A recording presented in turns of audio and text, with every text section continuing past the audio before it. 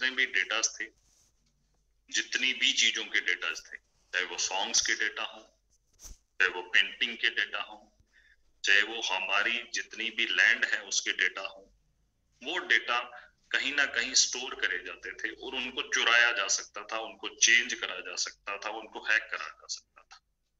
कि दुनिया भर के हैकर्स बैठे हैं, तो अगर वो ब्लॉकचेन पे रिकॉर्ड आ जाए, रिकॉर्ड हो जाए, उसको रिकॉर्डिंग उसकी वहां पे डाल दिया जाए, तो वो डेटा किसी भी तरह से चोरी नहीं हो सकता और ऑटोमेटिकली बाय डिफॉल्ट वो पेटेंट भी हो जाता है।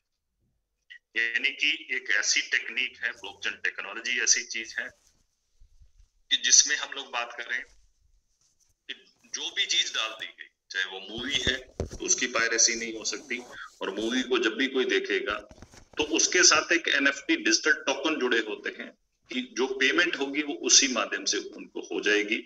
और जिन्हें असली चीजों यानी कि कोई पेंटिंग है, गेम है, म्यूजिक है, एल्बम है, मीम्स है, कार्ड्स है, इन चीजों को असाइन करा जाए। यानी कि किसी बंदे को पेटेंट कराना है तो किसी ऑफिस में नहीं जाना होगा, ब्लॉकचेन पे जाना होगा और अपनी सारी चीजों को वहां पे उसने वो डाल देना है। तो जैसे कोई सॉन्ग है तो उसकी ऑटोमेटिकली जो रॉयल्टी है या जो भी रेवेन्यू मिलता है वो ऑटोमेटिकली आएगा। तो ये एक ऐसी आसान चीजें होने वाली है आने वाले टाइम में, और उसकी वजह जो है वो ब्लॉकचेन है। ब्लॉकचेन एक डिफरेंट थिंग है और क्रिप्टो एक। अब ब्लॉकचेन पे पहले क्रिप्टो रिकॉर्ड हुई और बिटकॉइन नाम की पहले क्रिप्टो आई थी, तो आज वो किस लेवल पे है, क्या स्वरूप है उसका, पूरी दुनिया दीवानी है आज क्रिप्टो की। छोटे से आज मैं वीडियो भी आप लोगों को दिखाऊंगा कि बहुत सारी कंट्रीज में आप डायरेक्टली, बिल्कुल जापान में, यूक्रेन में, इवन बहुत सारी कंट्रीज के अंदर आप डायरेक्टली क्यूआर कोड स्कैन करके कोई भी चीज खरीद सकते हो। तो एक छोटा सा वीडियो भी आज मैं दिखाऊंगा आप लोगों को। तो क्रिप्टो कितनी फैल चुकी है, यानी कि ब्लॉकचेन पे सबसे पहले क्रिप्टो आई, करेंसी आई। अब ये क्रिप्टो क्या है और करेंसी क्या है? तो दोस्तों, क्रिप्टो का मतलब होता है छुपा हुआ और करेंसी होता है धन। यानी कि जिस चीज के पीछे पैसा छुपा हुआ है वो हर चीज ही क्रिप्टो है। आप एक गोल्ड खरीदते हो तो उसके पीछे पैसा छुपा हुआ है, इसलिए उसकी आज वैल्यू है, तो वो भी क्रिप्टो है। लैंड खरीदते हो, लैंड के पीछे भी छुपा हुआ पैसा है, वो दिखता नहीं है, वो भी क्रिप्टो है। तो इस तरह से जो चीज जिसके पीछे पैसा नहीं दिखता वो क्रिप्टो है और करेंसी भी है। आज गोल्ड है, उसको कभी भी सेल करोगे तो वो लिक्विडेड मनी के रूप में आपके पास आ जाएगी। तो ये कोई अलग चीज नहीं है, हमें थोड़ा समझना है इस चीज को कि आज जितनी भी चीजें हैं वो पब्लिक ने ही बनाई है, पब्लिक ही चला रही है। अगर मैं गोल्ड को आप लोग खरीदना बंद कर दो तो गोल्ड की वैल्यू कम हो जाएगी, बिल्कुल जीरो भी हो सकती है। आप खरीदना या एक दूसरों से स्वीकार करना बंद कर दो, एक्सेप्ट करना बंद कर दो, तो वो जीरो हो सकता है। लेकिन ऐसा नहीं होगा, क्योंकि मैं बहुत सारे, अभी मैं सिरसा में, डबवाली में, या मैंने कल भी पठानिया साहब के ग्रुप में भी एक सेशन करा, तो मैं एक ही चीज लोगों से पूछता था कि गोल्ड क्या 20,000 का हो सकता है? तो मोस्टली लोगों का जवाब आता था कि बिल्कुल नहीं, हो ही नहीं सकता। ये क्यों नहीं हो सकता, इसके पीछे कारण लोग नहीं बताते, पर मैं ये कहता हूँ कि अगर आज 20,000 रुपए पे आ जाए गोल्ड तो लाइनें लग जाएंगी। जितने भी गोल्ड स्मिथ हैं उनकी दुकान बचेगा ही, लोग खरीद लेंगे, क्योंकि लोगों के दिमाग में कि ये 50,000 का, तो इसलिए इनकी वैल्यू डाउन नहीं आती, क्योंकि पब्लिक इस चीज को खरीदती है। तो वही चीज बिटकॉइन के रूप में है, वो पब्लिक की करेंसी है, पब्लिक की ब्लॉकचेन पे चलता है, गवर्नमेंट का किसी का कंट्रोल नहीं है, इसलिए वो पूरी दुनिया में फेमस है और पूरी दुनिया में कहीं भी बिटकॉइन को आप यूज कर सकते हो।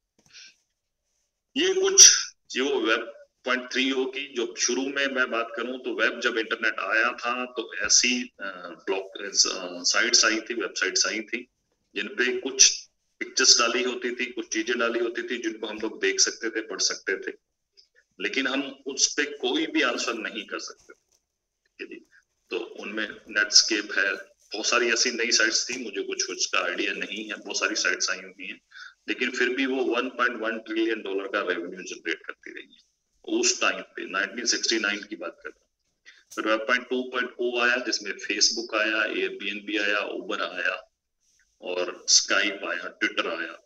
इन सब चीजों ने क्या करा कि हम बातचीत वहां पे कर सकते थे, एक दूसरे की पसंद नापसंद को वहां पे लाइक और डिसलाइक कर सकते थे। और 2.0 आई, फेसबुक बहुत सारे साथियों ने, बहुत सारे साथियों ने फेसबुक पे अकाउंट है आज, मुझे आइडिया नहीं 50 करोड़ या उससे भी ज्यादा यूजर हो तो मुझे कुछ आइडिया नहीं है। लेकिन फेसबुक लोगों ने यूज नहीं करा, फेसबुक ने लोगों को यूज करा और हमारी जो भी पसंद होती थी उसी तरह की कंपनीज को वो हमारा डेटा सेल कर दिया जाता था। फिर नई टेक्नोलॉजी, नया रेवोल्यूशन आया। दोस्तों टेक्नोलॉजी कितनी बदल रही है बहुत तेजी से। हम लोग खुद देखते हैं कि जब हम रोड्स पे चलते थे तो हमें बहुत जगह पे फाटक मिलते थे। आज भी बड़ी इरिटेशन होती है जब एक फाटक बंद हो। मैं पंजाब में जा रहा था तो मखू के पास एक फाटक, अभी फ्लाईओवर नहीं बना हुआ। रोड इतनी शानदार है बठिंडा से लेकर अमृतसर तक, लेकिन एक जो फाटक है वो बहुत ज्यादा चुभता है मखू का। कारण है वहां पे इतना जाम लग जाता है। लेकिन अभी फ्लाईओवर्स देखें तो अभी वो टेक्नोलॉजी बदल गई है। हम लोग पता ही नहीं चलता कि कौन सी सिटी निकल गई। दिल्ली की तरफ जाओ अगर हरियाणा से तो आपको पता भी नहीं चलेगा कि सिरसा कब निकल गया, फतेहाबाद कब निकल गया और रोहतक कब निकल गया, पता ही नहीं चलता क्योंकि सारे बाईपास हो गए और सारे फ्लाईओवर्स। तो हर सिस्टम बदल रहा है, हर सिस्टम बदल रहा है। अभी टेक्नोलॉजी भी इसी तरह से बदल रही है। बहुत सारी चीजें मैं ये चर्चा जरूर करता हूँ कि अगर आज से 50 साल पहले देखो तो चिट्ठी हम लोग भेजते थे, मतलब एक लेटर हमने भेजना होता था तो 7 दिन 8 दिन ज्यादा भी लग सकते थे। लेकिन अब तब किसी ने कहा था कि 1 सेकंड में एक चिट्ठी डिलीवर हो जाएगी यूएसए के। उस टाइम पे शायद उस इंसान को सही नहीं समझा जाता था, पागल समझा जाता था। लेकिन आज वो चीजें हो रही है। अभी ये टेक्नोलॉजी आपको 1 सेकंड के अंदर, मैं आज वो दिखाऊंगा कि उस पर ट्रायल हुआ है। अभी यूएसए के अंदर ट्रायल हुआ है, जर्मनी के अंदर ट्रायल हुआ है, मेटावर्स पे ट्रायल हुआ है। 1 सेकंड बाद इंसान अपने आप को यूएसए में पाएगा। तो वो मैं पिक्चर्स भी आज आप लोगों को शो करूंगा। तो ये टेक्नोलॉजी बदल रही है, बिटकॉइन ये सब चीजें लेके आएंगी जिसमें जो भी चीजें होंगी वो आपका डाटा आपके पास रहेगा, उसको बेच नहीं सकता क्योंकि वहां पे वर्चुअल रहेगा, एक एड्रेस रहेगा। तो ये Web2 की कुछ साइट्स थी जिसमें गूगल था, ड्रॉपबॉक्स था, ये S3 थे और ये Web 3.0 की साइट्स आई हुई है, हैंडशेक है, मिरर है, Pinterest है, ये सब चीजें आई हुई हैं। और ये एप्लीकेशंस थी जिनमें क्रोम ब्राउजर है, स्काइप है, ट्विटर है, व्हाट्सएप है, वीचैट है, ये सारे जो 2 एप्स थे। और ये 3.0 के जो एप्स हैं जिसमें ब्रेव है, STORJ है, IFSC है, बहुत सारी अभी चीजें आ चुकी हैं। और ये कल जस भाई ने शेयर करा था तो हमने आप लोगों को बताने के लिए इसको इसमें पीपीटी में भी डाला है कि investing in industry of the future. Future कहाँ पे है? जो ब्लॉकचेन की मैं बात कर चुका हूँ कि जो भी चीज इस पे डल जाएगी वो अमर हो जाएगी, यानी कि उसको डेटा को ना तो हैक करा जा सकता है ना चीट करा जा सकता है।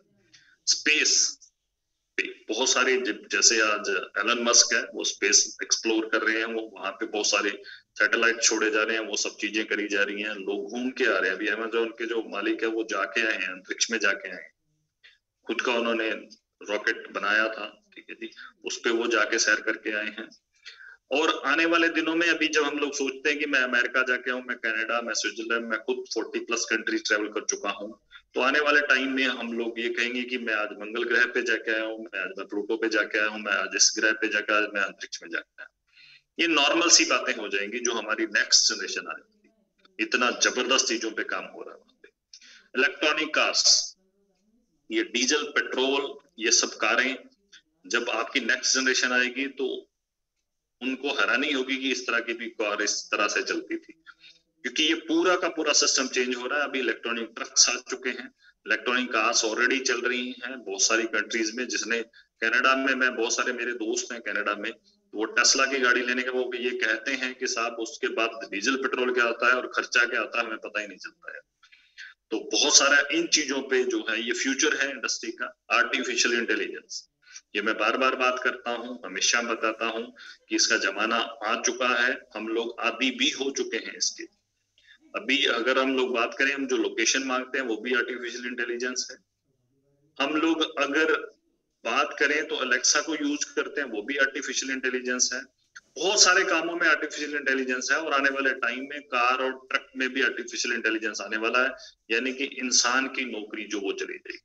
थोड़े दिन पहले एक पिक्चर शो करी थी, किसी ने ग्रुप में सेंड करी थी, मैंने उसको भी रखा हुआ है कहीं।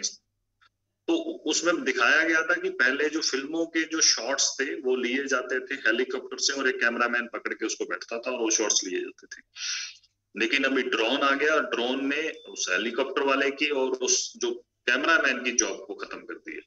तो दोस्तों आने वाले टाइम में जो फ्यूचर है वहां पे आप अपना समय टाइम लगाइए, उसको जानिए, क्योंकि क्या पता किसकी कब जॉब खत्म हो जाए, रातों रात पता नहीं चलेगा।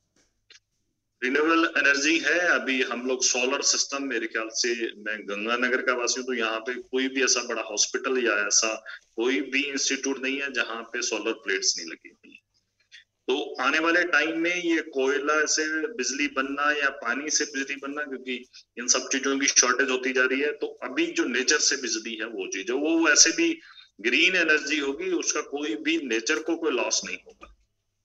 अभी जो इतने सारे वायरस फैल रहे हैं, ये कहीं ना कहीं हमने नेचर से खिलवाड़ करा है, अंधाधुंध डीजल पेट्रोल को यूज करा है, तो एनवायरमेंट में बहुत सारी दिक्कतें हुई हैं, इसी वजह से वायरसेस आ रहे हैं। लेकिन उसका भी सोल्यूशन ब्लॉकचेन टेक्नोलॉजी देने जा रही है, उससे भी बच सकते हो, तो आगे चर्चा करेंगे हम लोग। क्रिप्टो, दोस्तों मैं हर बंदे को कहता हूं कि आप इसको इग्नोर मत करिए, क्योंकि ये बिल्कुल फ्यूचर है, और लोगों ने 400 करोड़ 4,000 करोड़, ये आगे पिक्चर्स में मैं दिखाऊंगा कि लोग अर्न कर चुके हैं, जिन्होंने इसको आज से 8-9 साल पहले समझ लिया था।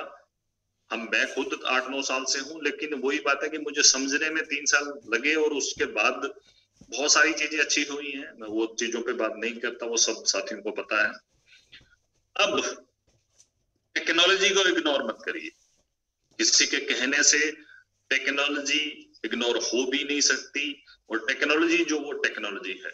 नेटफ्लिक्स आया था तो केबल टीवी वाले कहते थे कि ये काम नहीं करेगा, लेकिन आज आपको पता है कि कोई भी यंग स्टूडेंट ऐसा बचा नहीं है जिसके मोबाइल में, इवन बहुत सारे लोग, यार यंग स्टूडेंट्स की क्या बात करते हैं, जिसने मूवी देखनी है ओटीटी पे बहुत सारे वेब सीरीज लॉन्च होती हैं तो नेटफ्लिक्स पे आ रही हैं, और हम लोग 149 जो कि मोबाइल के लिए मिनिमम इसका प्राइस है मंथली, तो लोग पे कर रहे हैं। और केबल टीवी, केबल आप मोबाइल के साथ प्लग इन थोड़ी कर सकते हैं, आप घर पे टीवी पे देख सकते हो, लेकिन अगर नेटफ्लिक्स आपका, तो पूरी दुनिया में कहीं जाओ तो ये चलेगा, कोई भी मूवी कोई भी सीरियल आप देखें। ईमेल काम नहीं करेगी, ये कौन कहता था, ये पोस्ट ऑफिस कहता था कि यार ऐसे थोड़ी चिट्ठी जा सकती है। दोस्तों आज पोस्ट ऑफिस की चिट्ठी को लोग भूल चुके हैं, आज ईमेल से ही चिट्ठियां जाती हैं, आज कोई भी सरकारी डिपार्टमेंट हो, कोई भी चीजें हो। इंटरनेट वॉन्ट वर्क, ये कौन कहता था, ये न्यूज़पेपर वाले कहते थे कि इंटरनेट पे थोड़ी सारी चीजें आ सकती। दोस्तों आज मेरे ख्याल से 90% दुनिया रहती है इंटरनेट पे, फेसबुक पे, व्हाट्सएप पे, गूगल पे सर्च कर रही होती है, ट्विटर पे, यूट्यूब पे देख रहे होते हैं, तो एक क्लिक पे सारे न्यूज़पेपर है वहां पे, अगर आप मोबाइल की एप्लीकेशन में बात करोगे तो। और बिटकॉइन वॉन्ट वर्क, ये कौन कहता था, ये बैंक कहते थे, और कौन से बैंक कहते थे, जो बड़े बड़े यूएसए के बैंक है, और आज वो ही बिटकॉइन को सेल कर रहे हैं, तो वो चीजें आगे। तो दोस्तों टेक्नोलॉजी को इग्नोर मत करिए, क्योंकि टेक्नोलॉजी ने चलना ही चलना है। अब जो बैंक कहते थे कि क्रिप्टो नहीं चलेगी, तो मिस्टर रॉबर्ट कियोस्की हैं, बहुत बड़े राइटर हैं, मोटिवेटर हैं ये, और इन्होंने कहा था कि crypto is replacing the US dollar, crypto US dollar को रिप्लेस कर रही है, यानी कि आज आपको अगर किसी भी फॉरेन कंट्री में जाना है तो आपको डॉलर लेके नहीं जाना, आपके अगर मोबाइल वॉलेट में बिटकॉइन पड़ा है तो पूरी दुनिया में कहीं भी आपको कैश मिल जाएगा, और इसलिए रिप्लेस हो रहा है यूएस डॉलर। और no one seems to be not seeing, वो कहते हैं ये देख नहीं पा रहे हैं लोग, लेकिन ये एक्चुअल में हो रहा है, क्योंकि मैंने तो खुद बहुत जगह पे बिटकॉइन को यूज करा है, और हमने P2P साइट, जब बिटकॉइन कहीं यूएसए में कहा गया था बैन है, इंडिया में उस टाइम पे आरबीआई ने बैन कर दिया, तो हम लोग P2P सिस्टम का इस्तेमाल करते थे, तो वहां पे कैश भी डिलीवर हो जाता था कहीं भी, मलेशिया में और थाईलैंड में मैंने खुद कैश लिया हुआ बीटीसी के अगेंस्ट में, तो वो होटल में दे जाते थे P2P वाले, आप कैश चाहिए तो मिल जाता। अब वही करेंसी की हम लोग बात करें तो टॉप गेनर्स हैं 2021 में, तो कितने परसेंट, यानी कि एक्सी ने, ये AX जो कॉइन है 25,000%। अब अगर बात करूं तो किसी ने 1 रुपए लगाया तो उसको 25,000 मिले, और 1 लाख लगाया है तो उसके 25 करोड़ हो गए। तो ये क्रिप्टो, और ये AX है, ये 3.0 और NFT दोनों में यूज होने वाला कॉइन है, और AXY हो, सैंडबॉक्स हो, इकोमी हो, सोलाना हो, सालाना मैंने खुद मेरे बहुत सारे दोस्तों को $1 से लेके $4 में बाय करवाया है, जो कि $260 को हाई को टच करा है उसने। यानी कि 1 लाख जिसने लगाया था, 2.5 करोड़ रुपए हो गए। 2021 के अंदर अंदर की बात कर रहा हूँ। तो इतनी जबरदस्त रिटर्न देने वाली है क्रिप्टो। और क्रिप्टो में फिर वही कह रहा हूँ कि अभी वो कोडलेस जमाने के टाइम में अभी है, अभी 2% दुनिया को भी नहीं पता, तो इसको इग्नोर ना करिए आप लोग। अब हम लोग ये मेटावर्स की बात कर रहे हैं, तो मेटावर्स टेक्नोलॉजी पे हम लोग चर्चा कर चुके हैं। तो अभी ये फर्स्ट जो है H&M ने मेटावर्स स्टोर खोल दिया, यानी कि ऐसा स्टोर जिसके आप अंदर जाओगे और वैसे ही फीलिंग होगी कि जैसे आप अपने लोकल किसी मॉल में जाते हो, और आपका वर्चुअल रूप जाएगा, आप फिजिकली वहां पे नहीं जाओगे। क्योंकि अभी अगर ओमिक्रॉन काल में भी बात करूं, अभी जो चल रहा है, इतना जबरदस्त वायरस चल रहा है, तो आप बिना उस वायरस को से इफेक्ट हुए भी स्टोर में आप जाओगे, और पूरी तरह से वैसे ही जैसे फिजिकली जाते हो इस तरह से आप जाओगे। तो ये सब चीजों पे काम होने लगा है, टेक्नोलॉजी पे काम होने लगा है। आने वाला टाइम में पूरी तरह से चेंज हो जाएगा सिस्टम। ये बात करें तो सैमसंग ने भी अनाउंस कर दिया है कि वो एनएफटी में भी आ रहा है, मेटावर्स पे भी, वो सारी चीजों पे। क्योंकि आने वाले टाइम में गैजेट्स जो बनने हैं, जो इंस्ट्रूमेंट्स बनने हैं, उनमें ये बड़ी बड़ी जो ऑलरेडी इलेक्ट्रॉनिक्स में काम कर रही हैं, उन्होंने अनाउंसमेंट कर दी है कि हम लोग इसमें आ रहे हैं। तो ये बहुत सारा पैसा इन्वेस्ट होगा इस सिस्टम के अंदर। और अभी जो मैं बात करूं तो बिटकॉइंस की कुछ न्यूज आती हैं, थोड़ा सा उस पर चर्चा कर लेता हूं। जब न्यूज आती है तो बिटकॉइन ऊपर जाता है। जब ऐसी न्यूज आती है कि जैसे ये माइक्रो स्ट्रेटजी क्या है साहब? ये एक कंपनी है, जिस तरह से म्यूचुअल फंड होता है, ये हमारा एसबीआई का, बिरला सन लाइफ का म्यूचुअल फंड है। तो वो क्या करते हैं कि वो पैसा आपसे लेते हैं और शेयर्स में डालते हैं। उसी तरह से माइक्रो स्ट्रेटजी और ग्रे स्केल, जो कि बहुत टॉप की कंपनीज हैं यूएस की, तो वो क्या करते हैं कि जो बंदे को पता नहीं क्रिप्टो के बारे में, वो आपसे फंडिंग लेते हैं और वो बाई करते हैं क्रिप्टो में। अभी इथेरियम में, लाइटकॉइन में और बिटकॉइन में, 3 जगह पे वो पैसा इन्वेस्ट करते हैं। 6 महीने का लॉकिंग रहता है। तो एक एनएवी बना दी जाती है कि जो प्रॉफिट आएगा इन्वेस्टमेंट, वो कहते हैं कि हम लोग करेंगे, और जो भी प्रॉफिट आएगा 6 महीने बाद आप अपना सेल करके वो निकल सकते हो। तो अभी अगर मैं बात करूं तो 94.2 मिलियन के कैश में एवरेज प्राइस जो $49,229 पे इन्होंने बिटकॉइन बाय करा है। और ये उन्होंने के पास जो होल्ड है वो 1,24,391 बिटकॉइन है। ये 29/12/2021 की स्टेटमेंट। ये यूएसए की कंपनी है, ये माइक्रो जो स्लेटर है, उन्होंने ये अपनी वो बताई थी पूरी डिटेल, जो कि इसके ओनर है, माइक्रो स्ट्रेटजी के सीईओ है। तो अभी अगर एवरेज प्राइस पे बात करें तो जो इनके पास होल्ड है वो 30,159 पर बिटकॉइन, जो इनकी एवरेज कॉस्ट कर रही है। और अगर अब $40,000 चल रहा है, तो आप ये देखिए कि ये सारे पर्सन जिन्होंने इसको फंड दिया था, वो उनका एवरेज जो है वो आज $40,000 पे भी है। तो सीधा सा माने सर, ये 30,159 से नीचे तो ये वैसे ही नहीं जाने देगा, क्योंकि ये तुरंत वहां पे बाइंग करेगा और वापिस से मार्केट एकदम से अप आ जाएगी।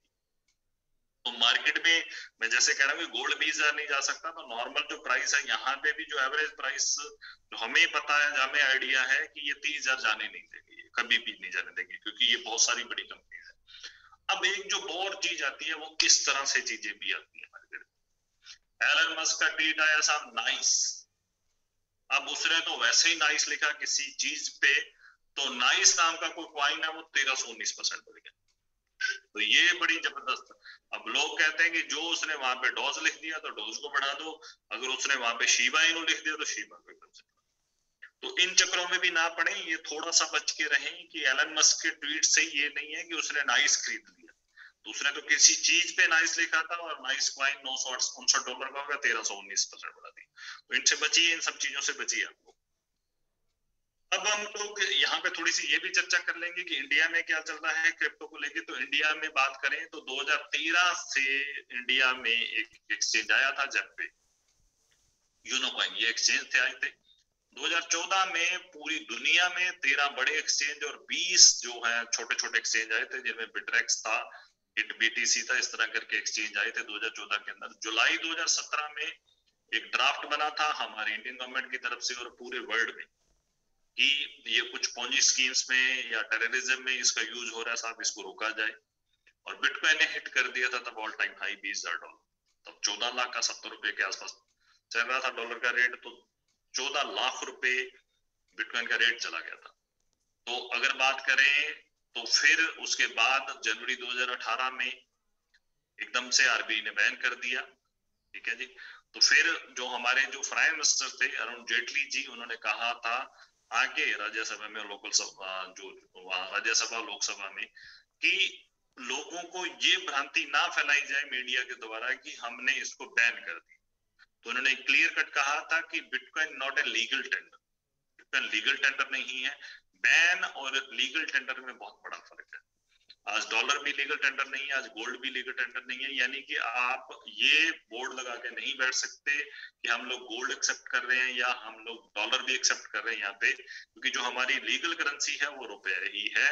उसके अलावा करेंसी को हम नहीं चाहते कि वो लीगली उस तरह से यूज हो, कोई वस्तु खरीदी जा सके। लेकिन कोई भी बंदा अगर ट्रेड करता है या अपने पास स्टोर रखता है तो हमें दिक्कत नहीं है, क्योंकि कहीं ना कहीं मीडिया में ये भ्रांतियां फैला दी जाती है। और उसके बाद अगर हम लोग बात करें जुलाई 2018 की, तो उस टाइम पे जो एक्सचेंज है डिपेंड हो गए थे private P2P peer to peer system पे, उस नेटवर्क पे, कि पर्सन टू पर्सन एक दूसरे से वो एक्सचेंज कर रहे थे, और वो काम चला बंद नहीं हो, क्योंकि ये पब्लिक की करेंसी है। और यूनिकॉइन ने फर्स्ट एटीएम लॉन्च करा था क्रिप्टो का 2005 अक्टूबर 2018 को, और 25 अक्टूबर 18 को अरेस्ट करा गया था, जो कि यूनिकॉइन के फाउंडर थे सात्विक विश्वनाथ जी। लेकिन उनको बहुत जल्दी छोड़ दिया गया क्योंकि कोई लॉ नहीं था इस पे, इसलिए वो उसके बाद सुप्रीम कोर्ट में लोग गए। उस टाइम पे ये भी चर्चा आई कि गवर्नमेंट जो 10 साल की जो जेल करेगी। और फिर मार्च 2020 में 30 मार्च 2020 को हमारे सुप्रीम कोर्ट, भारतीय सुप्रीम कोर्ट ने कहा कि आप इसको बैन नहीं कर सकते, आप इस पे पहले कानून बनाइए और उसके बाद इन बैन की बातों पे बात करिए, और अगर सही नहीं हो तो। और अब स्थिति क्या हो रही है साहब, अभी मिलन जी बता रहे थे कि आईआईटी कानपुर ने वहां पे professional certificate program blockchain technology शुरू कर दिया। तो ये अब इंडिया में क्या कुछ होने वाला है। और अभी हमारे संजय दत्त जी जो बहुत बड़े फिल्म स्टार है हमारे, और अभी सीजेड बाइनेंस से भी मिले हैं। आने वाले दिनों में बाइनेंस बहुत कुछ इंडिया के अंदर करने वाला है, ये कुछ इंडिकेट्स है। और अभी biggest myth in India is that crypto will get ban. अभी भी ये अलग अलग जगह पे ये कहा जा रहा है कि क्रिप्टो बैन होने वाली, लेकिन मैं अभी लेटेस्ट एक न्यूज आई है, आरबीआई ने एक बना दी है ऐसी एक कहीं कम एक गवर्नमेंट बॉडी बना दी है जो कि रेगुलेट करेगी, एक्सचेंज पे ध्यान रखेगी, वो सारी चीजों पे मैं भी बताने वाला हूँ। But according to various news sources it will be regulated not ban. ये बिल्कुल क्लियर बात हो चुकी कि बैन नहीं होने वाला और रेगुलेट होने वाला है। और अभी मैं बताऊं तो ये ब्रेकिंग न्यूज आई थी, India just launch its first index to track the performance of bitcoin and crypto. Index बन चुका है जो डेली ट्रैक करेगा, जैसे हमारा इंडेक्स ऑलरेडी है, निफ्टी है, निफ्टी 50 है, जितने भी इंडेक्स बने हुए हैं हमारी स्टॉक मार्केट को ट्रैक करते हैं, कमोडिटी को ट्रैक करते हैं, तो इस पे भी बन चुका है। और मैं बहुत सारे पेपर की कटिंग है और पठानिया साहब ने शेयर करी थी कि वो अमर उजाला की है, वहां पे अब डेली की बिटकॉइन की रेट भी आते हैं इकोनॉमिक्स पेज पे, बहुत सारी हमारे भी आने लगा है। तो अभी ये जो बिल है वो डिले हो गया, इस वजह से डिले हो गया कि गवर्नमेंट बहुत सारी चीजें